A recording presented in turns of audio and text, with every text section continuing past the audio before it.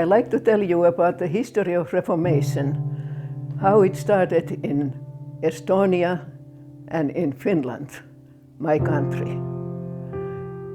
Estonia had big Adventist church, but they gave some of their tithes. They sent their tithes to Germany to help the war and military, and many members were against it.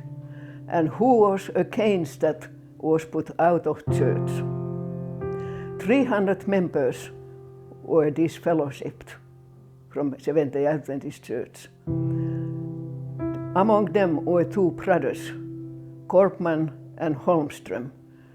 They were still young, in their 20s, but they were great help to this group.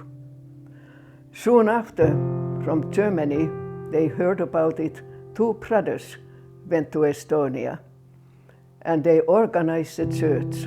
They took them in and ordained Brother Korpman and Holmström to look after the church. Korpman was 23 years old at that time when he was ordained. And they were working very hard. Soon the membership grew to 500. There was a sister who had been a worker in a Seventh-day Adventist church. And she was very missionary minded. And she was thinking that we have to spread the word to Finland. And she moved to Finland. And she preached, learned the language first, then she found few interested people. And when she had a little group there, she called Brother Holmström and Korpman to come to visit Finland, which they did. And that's how the Finnish church was started. 12 members were accepted into church. Church was organized, and among those members, one of them was my mother. And I like to think that she was the first member in the Reformation in Finland. She used to be a worker in the Seventh-day Adventist church. She has been written in the history of the Seventh-day Adventist as a pioneer who took the Advent message to Lapland. Shortly after, 25 members were accepted into church, and the church grew. They ordained one of the brothers in Finland to be a minister to help the church. But everything what Finland needed was paid. The salaries, the Sabbath school lessons, the magazines were paid by Estonia because Finland was poor and they didn't have money for that. But the membership grew.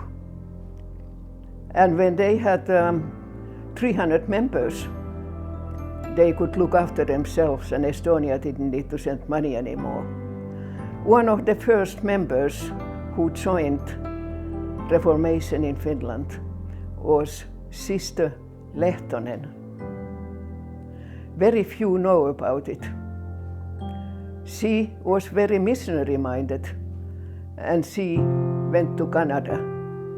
And she's the one who started the Reformation in Canada and found the first members. So it was from Finland that the message of Reformation came to Canada.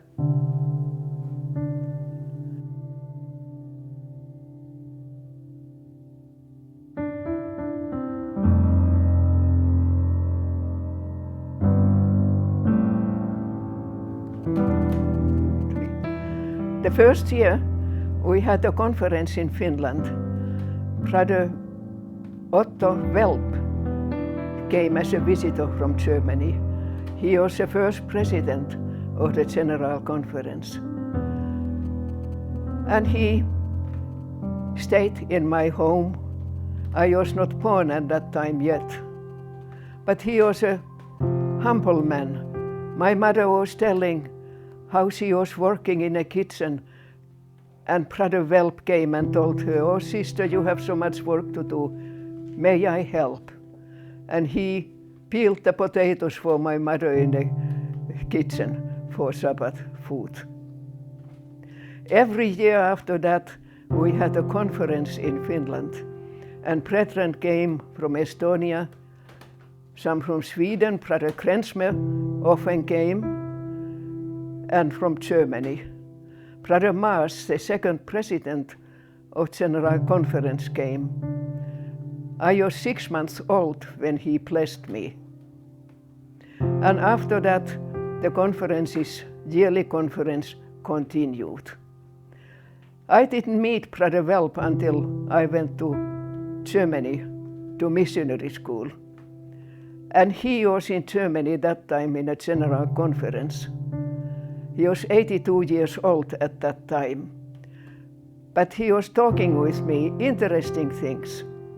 He was talking about Finland, how he was there, things what I didn't even know. He was talking about the conference, how there was a sister who had a cow.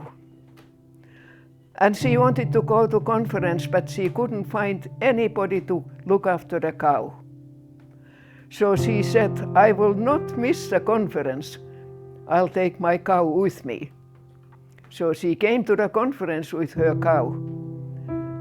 But during the conference, the cow escaped. And the whole conference were looking all over for the cow. Then the sister said, I will not leave the conference because of cow. And she stayed until end. But when she went home, the cow was there in her stall. Interesting stories. He was telling about Romania, how he was there. They had conference in the middle of the woods because it was forbidden to keep in there. And how police found their way there. And everyone had to flee and run away. They caught Brother Welp and another brother who was with him from Germany. They put handcuffs on him, and they had to walk 10 kilometers to the nearest city. And it was hot summer. And the metal handcuffs cut the skin on their wrist all the way to the flesh. It was very painful and it took a long time to heal. Interesting stories it was telling. And there was more. When I met the people, Kisner and the pioneers in whose homes I used to stay while canvassing, and they enjoyed telling the stories, how they were crying, how they were praying in the beginning when the Reformation started.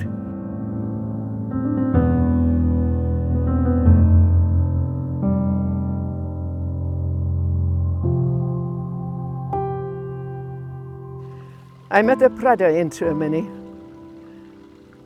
who told me to touch his head. And I did touch his head. And there was no bone, only the skin. And I said, what happened to you?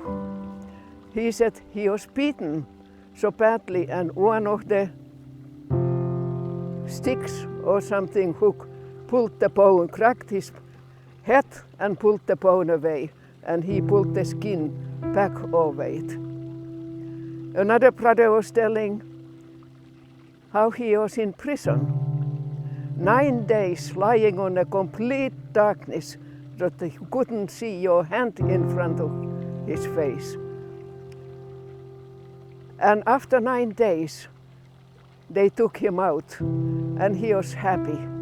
He thought, now I'm going to be free. But instead of that, they tied his hands and legs. And 2 men were giving strong sticks, ropes, rods, and told to hit him. And both men hit him 15 times. After that, he could not move. He could not walk. The soldiers took him and dragged him back to his cell.